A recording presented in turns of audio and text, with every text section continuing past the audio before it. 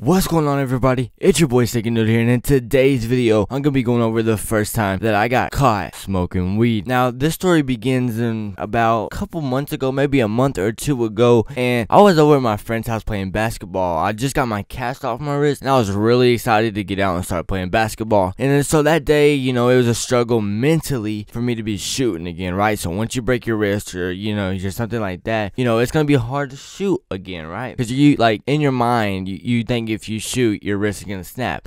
So just about 30 minutes after I got done actually starting to shoot again, my friend's mom comes outside and she's like, "Hey Cameron, your mom called." Oh, and she said something about smoking. Now my friend's mom, she jokes a lot, she's real funny, so I didn't really think anything of it. Well, then I got to thinking, Cameron, you left your phone at home, and before you left you sent a conversation about weed.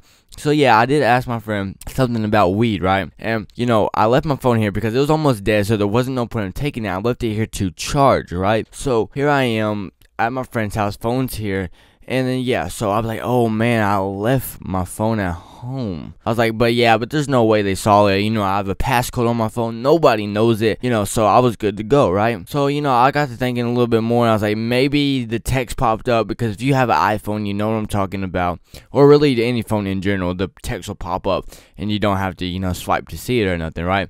So I go and I say, you know what, here, let me see your phone. And then I call my mom, right? And as I'm calling my mom, I'm just got a lot of things going through my head. Does she really know? Was my friend's mom just playing? What? So as soon as I call her, she answers and she's like, hey. And I'm like, hey. And I was like, oh, maybe she doesn't know. And then she broke the question. Cameron, have you been smoking weed? Just kidding. It didn't go like that. It was like this though. Cameron, have you been doing anything that you wasn't supposed to be doing? And I was like, no, Mom, I haven't been doing anything. I was like, what are you talking about? Trying to play stupid like most teenagers would, right?